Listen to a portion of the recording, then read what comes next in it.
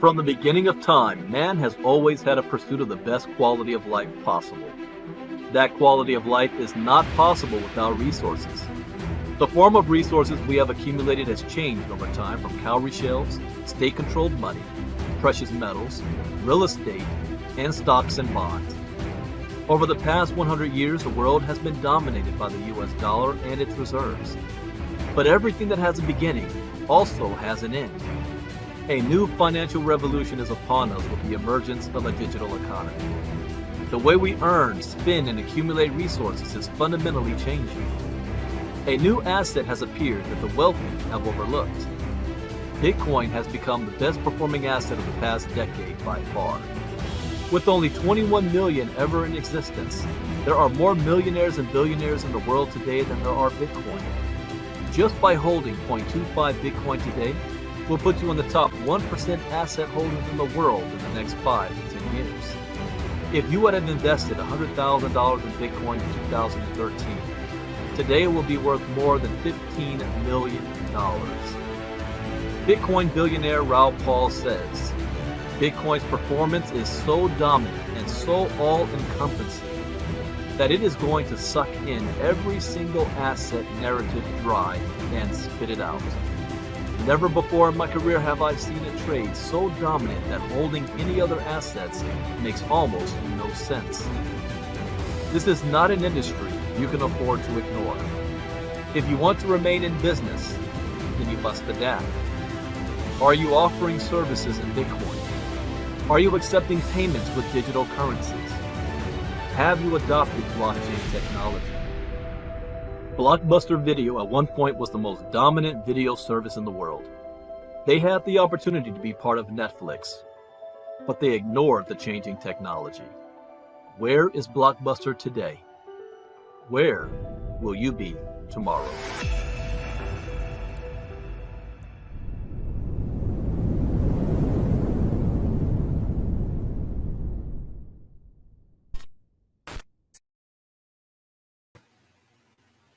All right. Good morning, everybody. Welcome to Early Morning Crypto Talk. Wait. Let me make sure my mic, you guys can hear me.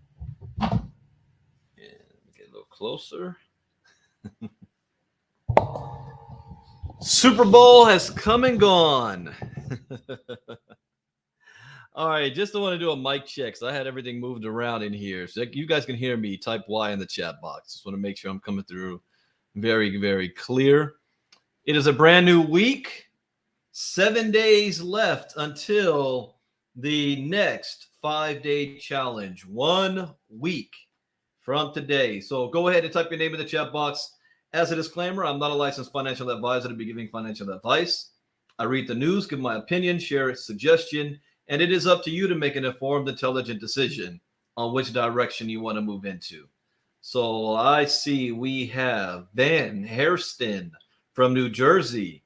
Shelly Hendricks Pearson, good morning. Brenda Fogel from South Orange, New Jersey. Deborah from Colorado. Maranita from Colorado. Delphine from Championship Country, Los Angeles, California. Roger Burney from Texas. Good morning. Faye Harris from Temecula. Dagmar, Lake Arrowhead. Melissa from the UK. Gerald Gardner from Detroit. Marion from Pennsylvania. Salim Davis. Good morning. Lois from Ontario, Canada. Christine from Northern Illinois. Stacy Alugas from New Orleans. Janelle from Colorado. Good morning, everybody. All right, this is a new week. We're going to go ahead and get things started. First and foremost, I got to give a shout out to LA for once again bringing a championship back home, whether it's baseball, football, hockey, or basketball. We got it. And we got the Olympics coming up in a couple of years as well. So very, very excited about that. I need to upgrade my shirt to now Super Bowl champions.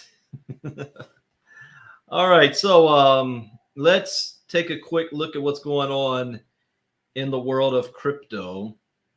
And then we are on official countdown. In fact, tomorrow we begin class. And for the ILCA, we are going to be doing crypto classes with my courses. I have never done this before. This is brand new, something new. So if you've bought my courses before and you watch the videos, that's one thing. But how about me going through it with you live? How about that? So we're going to be doing that for 2 hours tomorrow night. And let's see the crypto chart today. And to be of that, you have to have purchased the courses. So if you're a VIP member, you can purchase everything for $9.97. If you are not a VIP member, it costs $29.97. If you have purchased my crypto before, then it's only $500. But you have until tomorrow to do that so you can be on the class for tomorrow night. Okay. See the charts. Okay. This is interesting. 1.9 trillion. We're below 2 trillion. Down 0.4% in the 0.4% last 24 hours. Bitcoin dominance though has risen 40.4%. Ethereum has dropped. It was at 18%. It's at 17.6. So just looking at this tells me that while money left the market, Bitcoin has strengthened its position. The altcoins lost more. Now let's see what we can see here. Okay, yeah. Bitcoin has settled 42,300, down 0.2% last 24 hours, but up 2% the last 7 days. You guys watched the Super Bowl. How many crypto commercials did they show? Right? Oh, really, Gerald? Because of Stafford? Fans in Detroit feel like they won the Super Bowl.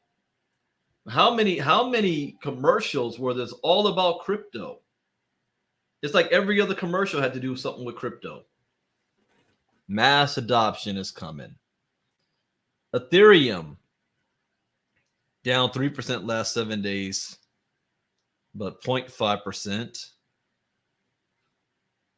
Who lost? Ripple's still climbing, up 6.7%.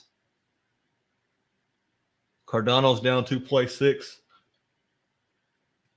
Solana's down 15% in the last 7 days. Is that good buying area? Terra Luna's up 3.5%. Polkadot's down 10 the last 7 days. Avalanche is up 6%. So I still don't have a prediction yet. I need to see this. If this can stay above 42,000, we're looking at a new higher low, and it can retest 45,000 again. If this cannot stay above 42,000, then I see it slip into 38. We'll be back in the 30,000 region, and that means Ethereum will drop back to the $2,500 region. That's excellent buying area right there. Let's look at the secondary portfolio.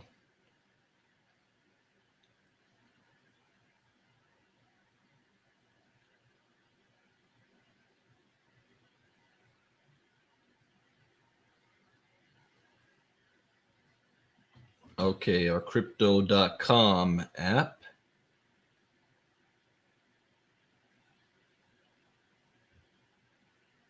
has me down $300 in the last 24 hours. See that? Down 300. Okay, this is a mix. Crypto.com coin dropped 7%, but Luna's up 2.4%. Sandbox down 4%. CRV's down 2.5%. How is Solana on here up 0.96%, but over here it's down across the board? That's an interesting one. Matic's down 4%. Elron Gold's down 7%. The graph's down 4.5. Audio's down 6.4. Elan's down 6.4. Now, I splurged last week. I spent about $2,000 buying crypto. So I'm going to wait. I get paid again, more money sometime this week, and then I'm going to start buying some more. Accumulate, accumulate, accumulate. And the clock is ticking because I want this to be $100,000 by the summertime. So we're now going halfway mark of February. Oh, yeah. Happy Valentine's Day. Happy Valentine's Day, everybody. I hope you guys, recognize your significant others. I got to watch how I say that, right? Recognize your significant other today. All right. Let's look at our other marks here. Someone said, no, Brandon, significant others. You said it right the first time. Recognize everybody. Vetters down up 0.6%. Okay. That's surprising. Saitama is up 2.8%. Oh, I know what I need to do real quick. Let's move this to... There we go. Okay, Saitama is up 2.8%. I like that. It's flatlined for a while.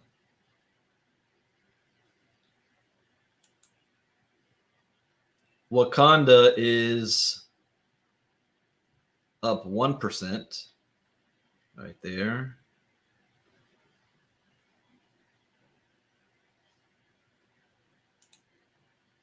Toys is up 11%. Green is up 25%. Yeah, but it's still at 0.005. So I'm on, oh, there's money in there. Yeah, but I need this to be at about 1.5 or above so I can triple my money. That's when I'm going to sell on this one. Okay. Valentine's Day. You guys ready for Valentine's Day? I have what's called like a Valentine's Day curse on me since 1994. 1994. I did something really, what's the word? I don't want to call it stupid, maybe insensitive. Yeah, I think that's the word, insensitive, in 1994 on Valentine's Day. And I've been paying for it ever since. I blame my mom for that because my mom said, you're wrong for what you did. Is it going to come back on you? Karma. Yeah, but now 20 plus years later, maybe if I have time another time, I'll share the story on what I did stupid, insensitive, that has caused me. I think since 1994, I've only had maybe 2 or 3 non-cursed Valentine's days. That's a whole other story. So green is up 25%. So let's take a look at some of the news. What can we find in the news?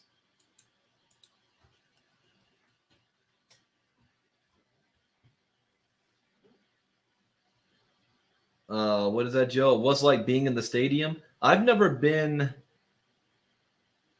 Oh, you downloaded the Pepsi halftime app? So the app puts you in the stadium for halftime show? Hey, Joe, you got me beat on Valentine's Day screw-ups? I don't think so. Well, I don't know. There's always somebody that can top you. It's just I was 16 years old and I did something stupid. I'll make sure at the end.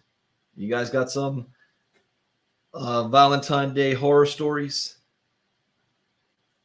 Okay, Bitcoin traders shouldn't be fooled by geopolitical doom talk, according to top analysts. Here's why. Bitcoin traders shouldn't be fooled. Yeah, okay. If you're educated, you're never fooled. Here's what's in store for Bitcoin and Ethereum. Good morning, Maria, this week, according to crypto analyst Michael Vandepop. Yeah. Mark Cuban reveals two of his largest altcoin investments, says first viral crypto app is coming. Mark Cuban. Yes. Analyst issues warning to Ethereum and Solana traders. Unveils bearish targets for top crypto assets. Analyst issues warning. Ethereum, Solana traders. All right, we'll start with that one. But let's see if there's anything else can top it. Technical pattern signaling that Bitcoin bulls in the lead, while Ethereum could have a large. Okay, no. Wait. Here's why Ethereum could have a larger market cap than Bitcoin. Yes. That's what we're going to lead with. You ended up cuffed to the wall of a police station on Valentine's Day. Yeah, I can't top that. But 20 plus years of a curse, and I'm waiting for it to be broken. Okay, so here's why Ethereum could have a larger market than Bitcoin. An analyst from banking giant Morgan Stanley says that Ethereum could ultimately have a larger market cap than Bitcoin. According to a report seen by Barron's, Morgan Stanley strategist Denny Galindo argues that Ethereum is distinguishable enough from other crypto assets that it can be considered as a separate investment from Bitcoin. That's true. Barron says the report highlights how Ethereum, not Bitcoin, is now associated with more economic activities than just payments or store of value, including non-fungible tokens and decentralized applications. According to Galindo, Ethereum's various use cases could ultimately make ETH's market larger than Bitcoin's. In reflecting on the question, can Ethereum fit in a portfolio? Galinda simply itemizes the cases for and against. Ethereum, by making a big market for dApps, has more potential utility and therefore a potentially bigger market than Bitcoin. Galindo's report also says that Ethereum may be integrating with traditional financial markets, noting how Ethereum's correlation with the stock market is nearly double that of Bitcoin. While Ethereum and Bitcoin have had a 0.7 correlation to one another since December 2018, Ethereum has been nearly twice as correlated to the S&P 500 at 0.26 versus 0.14 for Bitcoin. If these correlations hold, replacing some Bitcoin exposure with Ether might actually make a portfolio more correlated to equities. A value closer to 1 suggests that the two assets are tightly correlated. Galindo also says in his report that he believes crypto is here to stay. Of course it is. We make no recommendations whether to buy or sell Ether. We do not see this asset class disappearing. The faster we can get educated, the faster we can understand how cryptocurrency may fit into some, though not all, portfolios. I agree. I think ultimately Ethereum is going to be larger than Bitcoin, ultimately. And here's what I mean by this. What you look at. You see here this dominance, market cap dominance. Eventually, this is going to flip. Ethereum will have a bigger dominance than Bitcoin based on use case. Bitcoin is only going to be used as a store of value. Ethereum, on the other hand, is a layer 1 token with the smart contract capability with all of the dApps underneath it. Businesses are going to be using Ethereum to produce their products, especially with the NFT and the metaverse. It's going to have a larger market cap than Bitcoin. That's not a bad thing. That's not a bad thing. you know. But anyways, all right. You know what? Because I got it on my mind now. Today's Valentine's Day. I'm going to share a short story. How I got cursed on Valentine's Day. So real quick here. I got to go back to high school. In high school, I was an ugly duckling, freshman, sophomore, and junior year.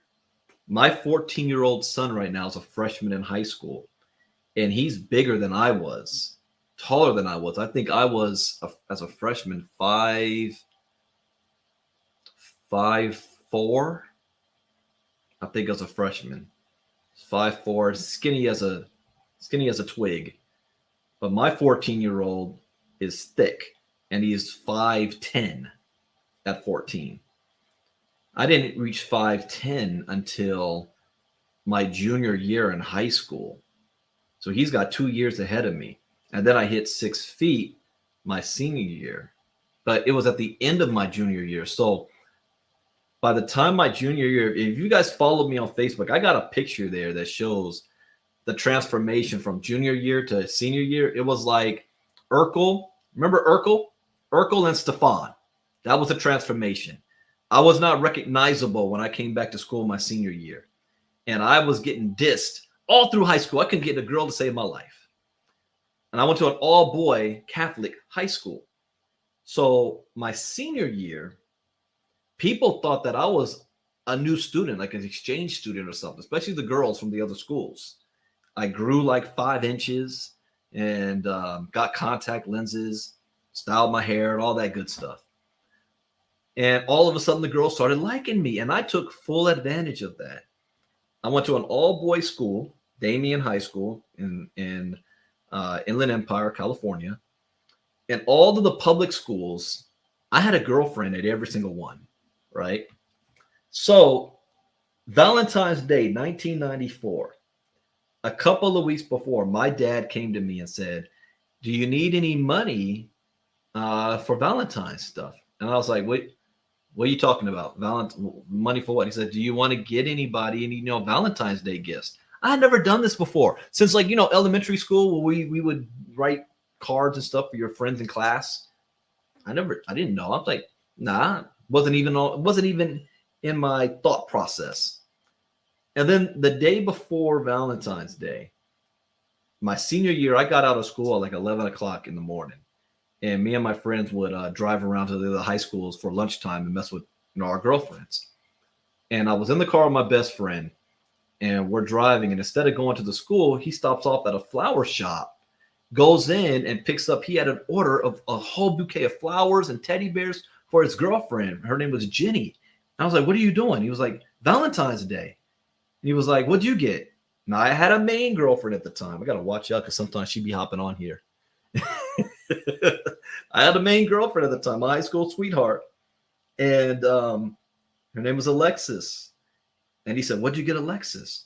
I was like, "For what?" He said, "Valentine's." I said, "I didn't get nothing for Valentine's Day." And he started dying laughing. He was like, "What about Tiana? What about Janelle?" Then he starts naming them all off. I'm like, "I didn't get nothing." And he's like, "Aren't you going to the Sadie Hawkins dance?" Now, you guys know what Sadie Hawkins dance is, right? Where a girl asks the guy out. Well, one of my girlfriends at the time invited me to her Sadie Hawkins dance. And it was a Valentine's special, and where we wear the same outfit. And she was going to be bringing me clothes. She bought clothes for me and her to wear the same outfit.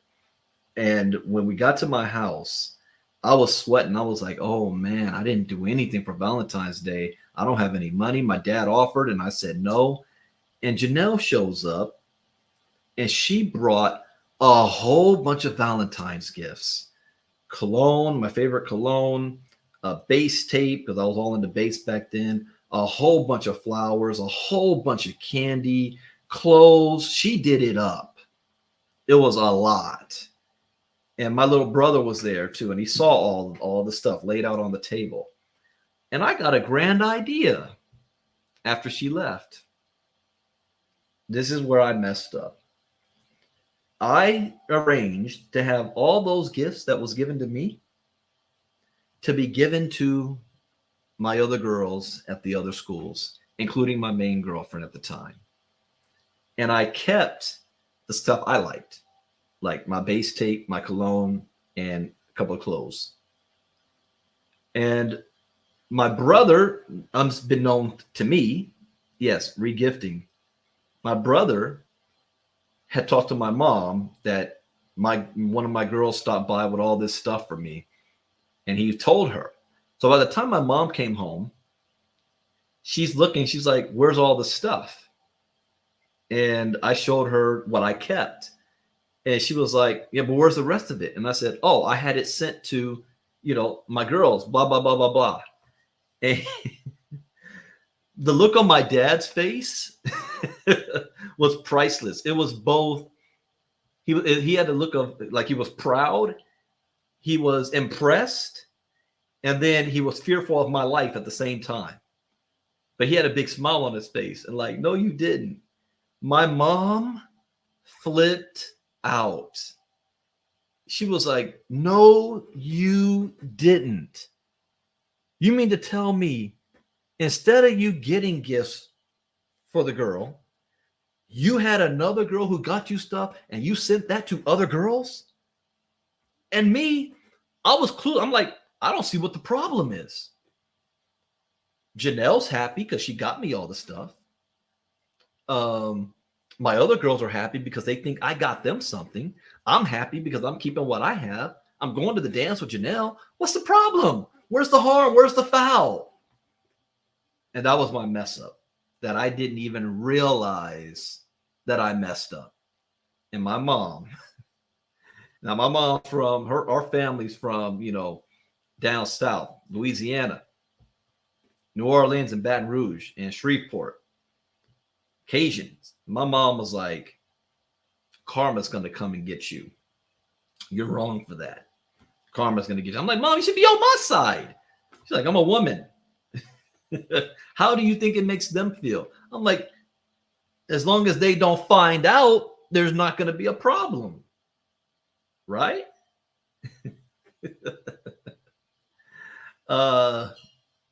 Yeah.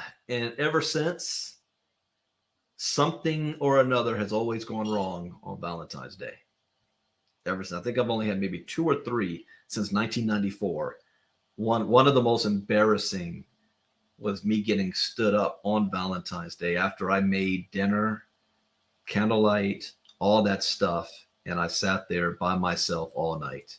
The girl never showed up. And then to come to find out, she was another dude took her to dinner and was spotted by my friends out at dinner when they knew she was supposed to be at my spot. So they knew I was sitting at home all alone.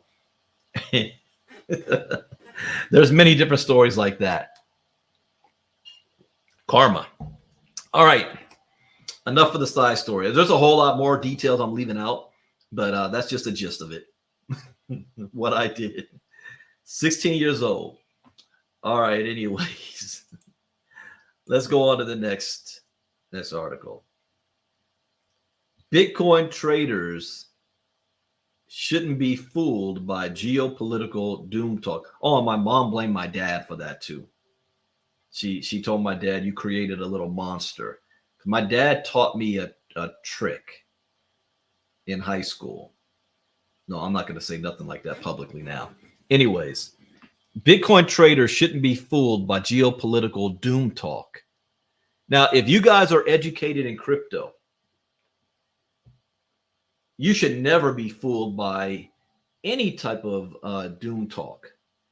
You should learn how to take advantage of it. Learn how to take advantage. Provis, because we all know. So, what geopolitical doom talk? What's going on in the world right now? If you were to turn on any of the main news sources from Fox, CNN, MSNBC, what is the biggest talk going on? Is Russia going to invade Ukraine? That will impact the markets. Is Russia going to invade Ukraine? If Russia does. Now, as far as doom, I don't see doom in it on a personal financial level. It is going to be a humanitarian crisis. Tens of thousands of people are going to die, and even more is going to be displaced internally and externally, which that puts strains on the other nations that's bordering Ukraine. It's going to put a strain on the financial markets around the world. So what we need to figure out is how is that going to impact crypto, and how can we take advantage of it? How can we take advantage of it? The only doom that I see that is a concern is if something, and it's always like this because nothing ever goes exactly according to plan. Anybody know what sparked World War One? Give you guys know history. There was one single event that sparked all-out war, and I'll let you guys type that before I bring it up. One little event, and that's all that this can take. One stray bullet, one downed airline by accident or on purpose, and then all of a sudden a local regional conflict becomes more geo-region, larger. Allies get involved because they have treaties. No, it wasn't the bomb in World War One. And Joe says you have a friend Russia with his family now. Last week he said it's BS. They're not going to. Yeah, I hope so. I hope Russia does not invade. But when you've got 150,000 troops, a battalion of tanks, and gunships all on the border aimed right at Ukraine, I mean, and Russia's done it before. We don't know. Is it just posturing? Like when North Korea fires rockets into the sea, they only do that to try to get our attention to negotiate with them? I don't know. But if it happens, it could spark and lead to something bigger. You do not want Russia and United States firing at each other. We're talking two nuclear powers. You know, the Soviet Union, the Cold War ended without firing a shot. The United States just outspent the Soviet Union. They couldn't keep pace in the 80s. That's what happened. But nobody can answer the question for World War One. Well, it was an assassination. It was an assassination in World War One that sparked World War One. What was that not German chancellor? Ferdinand something, I think is his name, that was assassinated. And next thing you know, all out war. So that's the only big concern I personally would have with if Russia does anything to Ukraine. It's just now if you ask Russians, they look at America as being hypocritical, saying, how are you going to try to dictate to us what we do with the former satellite of Russia? Ukraine used to be part of the Soviet Union. They speak the same language. They are the same people, albeit a different type of culture. But who is the United States to say what should or should not happen in that region? By our Constitution, we defend democracies, and Ukraine is attempting to become a democracy. But Russia's like, but y'all invaded Iraq, you invaded Afghanistan. You have no problem having proxy wars all over the world whenever you feel like it. You were in Afghanistan for more than 20 years. That's on our border. We haven't invaded Canada. We haven't invaded Mexico. We haven't, or Alaska. You know, what would you do if the last time Russia came close to doing something like that was they just put missiles in Cuba, and we were about to go to World War III over that. The Cuban Missile Crisis. Just the thought of having Russia that close to Florida, the United States, America, we almost lost our mind over that. So Russia's like, how dare you try to tell us what we're going to do in our own peninsula? Mind your own business. Anyways, remember what I said the other day? Put yourself in the shoes of the other side. See it through their eyes on what they believe. So you can have a clear understanding. On hiatus. What's going on? I don't know who on hiatus is. I've seen that name before. So what's up, B? Okay, so don't be fooled by geopolitical doom talk. All right, let's see if he's even talking about what I'm saying. Our widely followed crypto analyst says that Bitcoin traders don't need to be concerned about ongoing geopolitical tensions, as the charts may be telling a different story. Okay, I already disagree. Yes, it is important that you know how to read the charts. It's important that you know how to do that. However, that's not the only thing. You've got to pay attention to geopolitics. The pseudonymous analyst known as Tech Devs tells his Twitter followers that while macroeconomic and geopolitical factors are suggesting uncertainty in the markets, he says he prefers to go against the consensus. Okay, partly correct. He says macroeconomic and geopolitical factors are suggesting uncertainty. No, that's not correct. All that is saying that there's going to be volatility, not uncertainty. Volatility is how I will see it. But going against the consensus, I do agree with. And in that, I say, if everybody is saying buy, you do the opposite and you sell. If everybody is saying sell, you do the opposite and you buy. That part I do agree with. I get it. Political and macro doesn't look good. Doom is popular. But what do you mean by doesn't look good? Because a war might be good for crypto. You understand? Okay, let me rephrase that. A war is going to shake up the traditional markets. Crypto is not a traditional market. It will be seen as a safe haven. So all of a sudden you might see the crypto markets go up. I don't know. That's possible. The crowd is certain it's over. Contrarians are living under rocks. You're angry, emotional, toxic.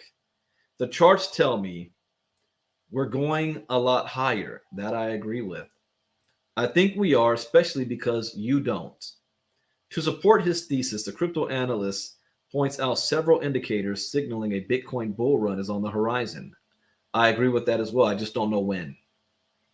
Tech Dev says he's looking at the relative strength index and momentum indicator, as well as other metrics, including dormancy flow, which depicts the activity of old coins, and the stable coin supply ratio, which compares the market cap of stable coins to Bitcoin.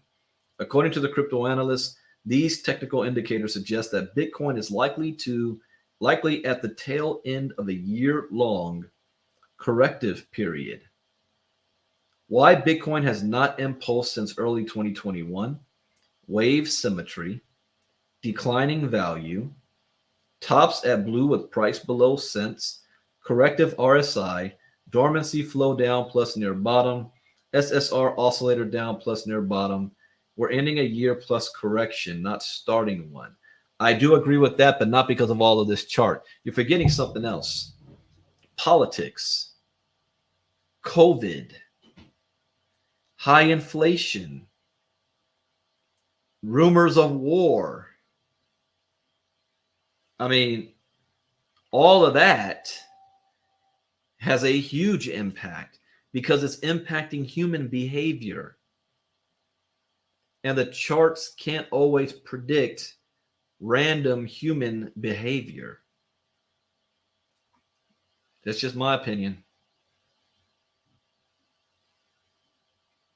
All right, next up. Here's what's in store for Bitcoin and Ethereum this week, according to crypto analyst Michael Vanderpop. I listen to him. See what he's saying. Michael Vanderpop is looking at what's ahead for Bitcoin and Ethereum in the coming days as the broader digital asset market corrects. In a new strategy session, Vanderpop tells his 165,000 YouTube subscribers that Bitcoin is hovering at a key price level that could dictate Bitcoin's momentum in the short term. If we are looking at the daily time frame, we are also seeing a very important level that we are finding ourselves support, and that is the area around $41,000. This slight block is technically the area that you should be watching, whether we find ourselves support, yes or no. If that one is going to be lost in the coming week or in the coming weeks, the entire construction is lost. I agree with that. 41,000 is literally the barrier between another test of 46,000 and potentially getting into that range or dropping all the way beneath and testing other lows. That's what I said earlier as well. But I said 42,000. So he's saying 41,000. If it goes below 41,000, it's going to drop. But he's saying if it hits 41,000 and bounces back up, it can retest 46,000. Okay. Vanderpuff says he's buying Bitcoin around 41,000, but also highlights that if the crucial support area breaks, he could see a sharp move down to 37 or 3,500. All right, so you know what? Whenever I hear an analyst say something like that, this is how you undercut them. I used to teach this when Polonius was doing his thing with the bots. So here's what I'm putting. Today is Valentine's Day, the 14th. So I'm going to put consider buying BTC at, now he says 41,000. I'm going to put 41,500. That's what I would buy it at, me personally. Then if it goes up to 46,000 again and bounces down, I'm going to put Tether at 45,500 if cannot hold above 46K. All right. If you've gone through how to trade Bitcoin and cryptocurrencies, everything that I just said makes sense to you. If what I said does not make sense to you, that is why you need crypto education. All right. Now he's saying a sharp move to 37,000. So I said 38,000. He says 37,000 or 35,000. At time of writing, Bitcoin is trading at 41,800. As for Ethereum, Vanderpuff says ETH is facing heavy resistance areas and is likely to consolidate before it could ignite the next leg up. We can see that we've got two big order blocks, 3,100 and 4,000 on the weekly time frame as resistance is coming in, and 3,100 is the one that we've currently rejecting on. In that case, I'm assuming that we're going to have a longer period of sideways action before we can actually start running again, unless Ethereum regains the level of 3,100.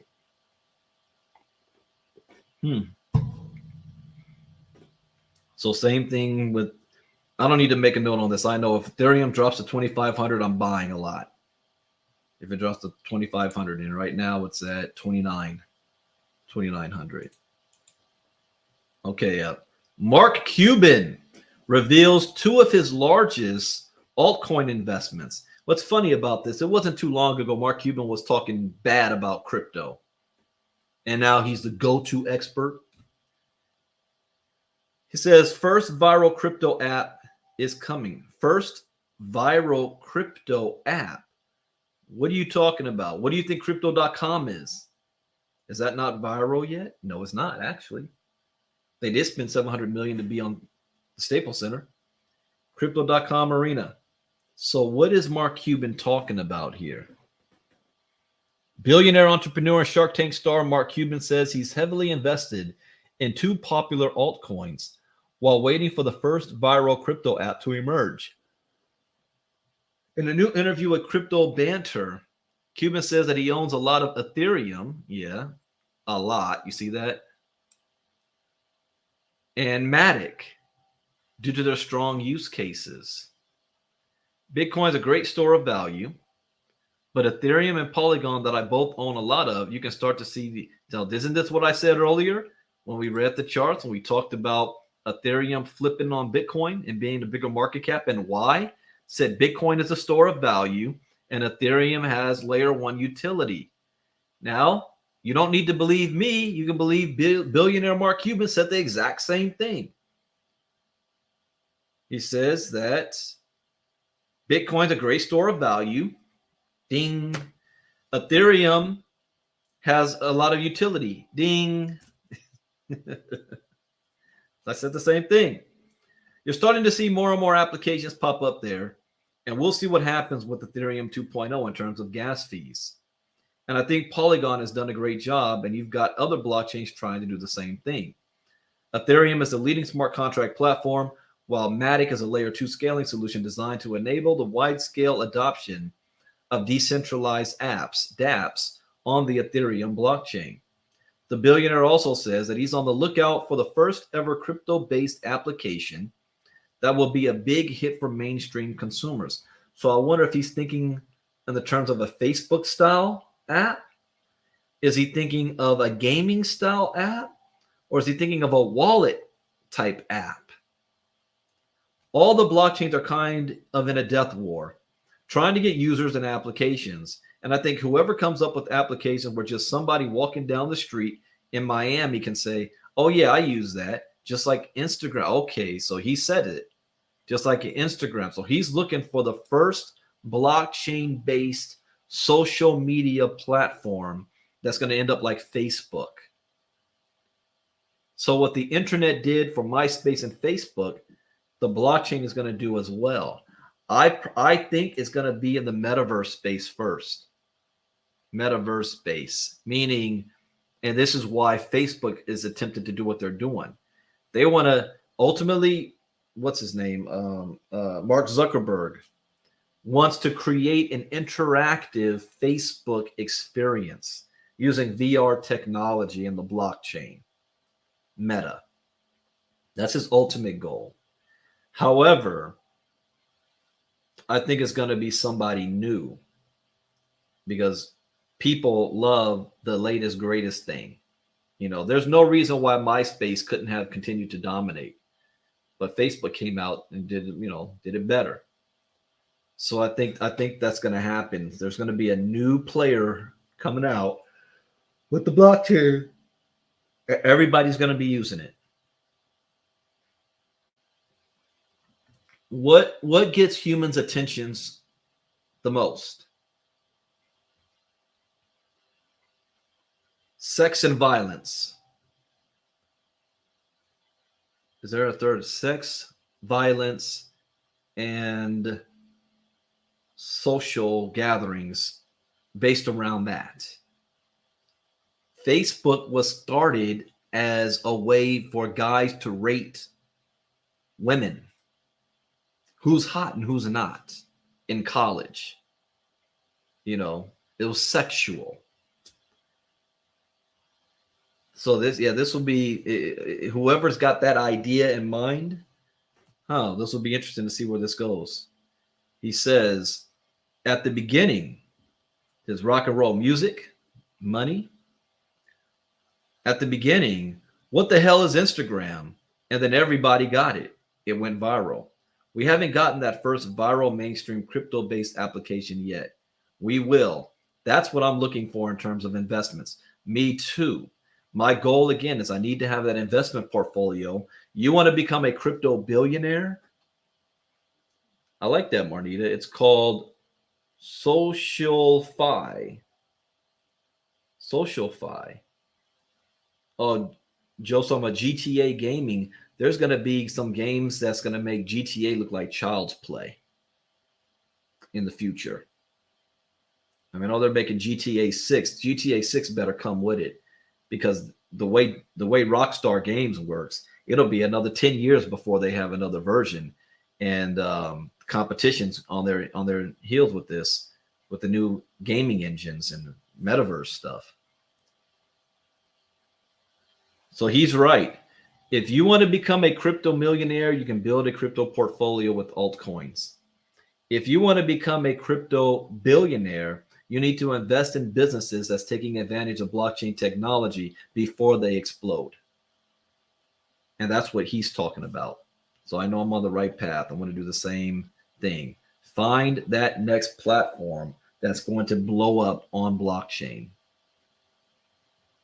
And Marnita, I was playing GTA 5 on my PlayStation 5. There is a difference. there is a big difference. It's going to take me a little bit getting used to the handling. All right. So that is it for this news update. Tomorrow we are live. Crypto education classes is going to be at 8 p.m. Eastern, 5 p.m. Pacific for 2 hours. We're going to be going over the Bitcoin 101, some videos. Maybe we can do 3 lessons. We'll see how many we can do within a 2-hour period. And this is for those of you who is a founding member of the Ivy League Crypto Academy. And what does founding member mean? That means that, one, you did this. You went to ilcachallenge.com and you registered for the 5-day challenge. Okay. You registered, and the 5-day challenge starts a week from today, February 21st to the 25th. There's no cost to do this. There's no cost to be in the 5-day challenge. However, the next step up is being a VIP member of the 5-day challenge, having a lifetime pass, which is one time $97. You're getting a $694 value for $97 one time. What being a VIP also gets you, like the crypto talk I did today, in the future, they were not going to be public. You have to be a VIP member to get access to my crypto talks. I won't be doing them public like I am right now, but it's going to be only for VIP members only. So lifetime pass and VIP for $97. But to become a founding member, once you're a VIP member, then you can actually get the courses.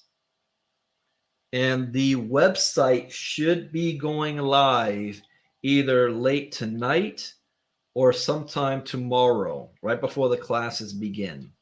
The website will go live where you have access to the 3 courses that I already have: Bitcoin 101, Crypto Advanced, and how to trade Bitcoin and cryptocurrencies.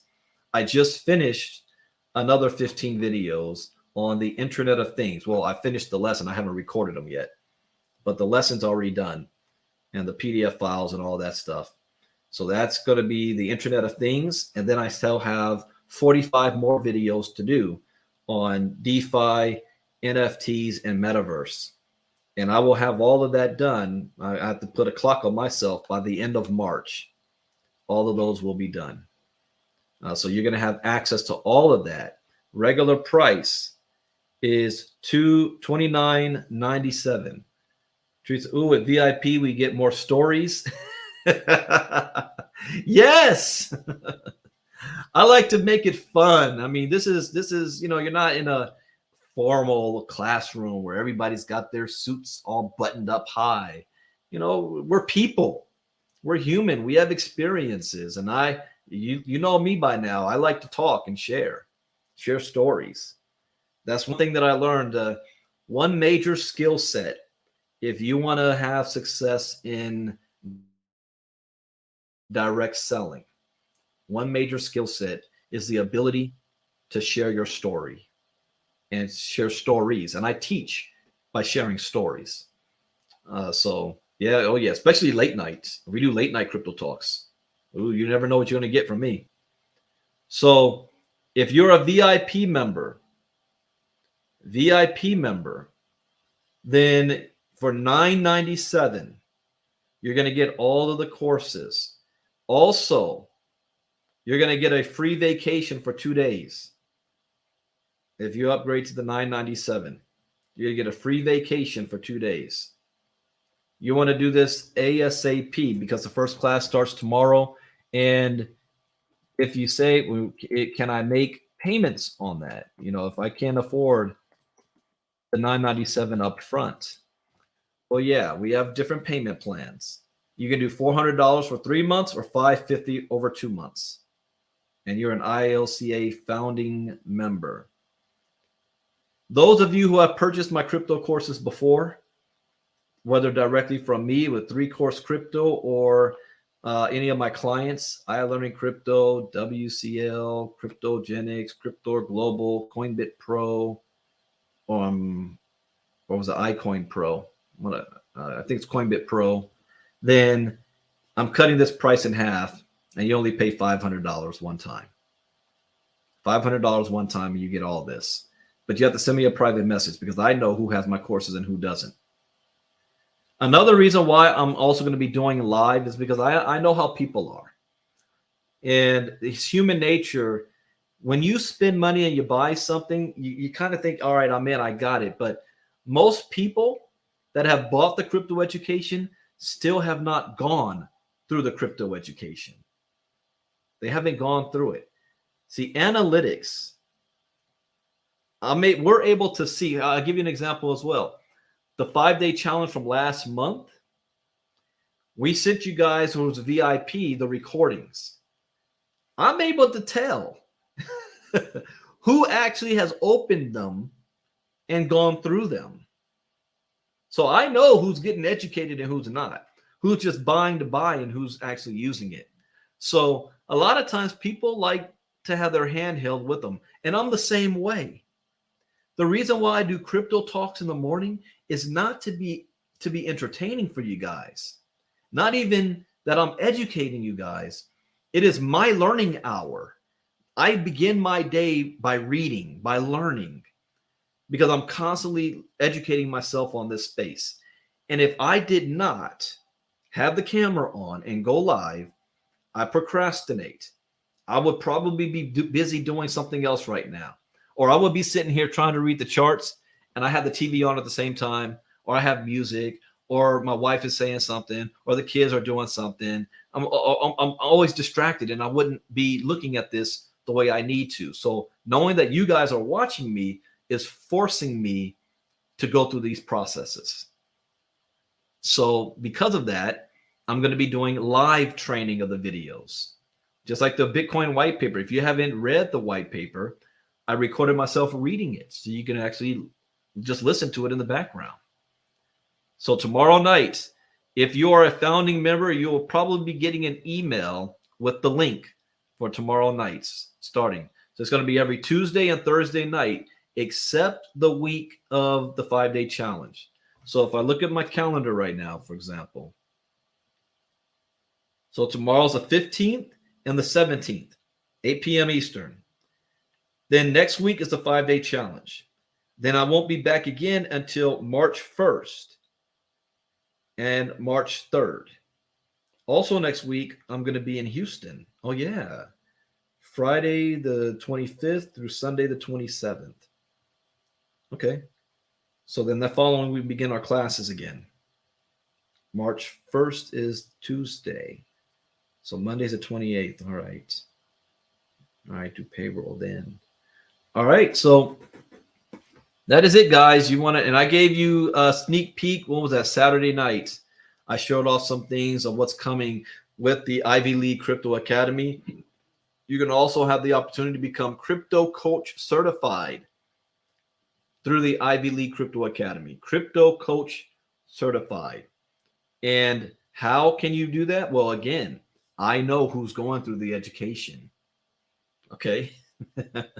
Once you've gone through the entire education, and then we're going to have a couple of tests that you got to take, and you become Crypto Coach Certified, and we'll be having events. We'll have graduation type ceremonies, give you certificates and all that fun stuff. I just had another idea. What if I give another bonus to anybody that actually goes through every single course? I got to talk to my marketing guy about that. I'm not talking about the 45 we have. I'm talking about all of them. It's going to be 100 plus videos at the end of March. Yeah, I'll talk to my marketing guy about that. We're gonna do it up. We're gonna have a lot of fun, guys. This is just the beginning. All right, with that, I hope you guys learned something new. As always, that is the point. This is Monday. So what else is happening today?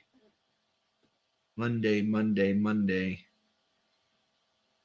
I might do late night crypto. Yes, I will do late night crypto talk tonight because I got to prepare for everybody for tomorrow. So yeah, we'll be doing late night crypto talk tonight. I don't have a topic. Don't have a topic yet, but I will by tonight. So that will be at 10 p.m. Eastern, 7 p.m. Pacific tonight. 10 p.m. Eastern, 7 p.m. Pacific. Take care, everybody. Bitcoin Brandon out. Have a productive day and week. And start promoting. Make some money for the 5-day challenge. Promote it to people. Take care. Bye-bye.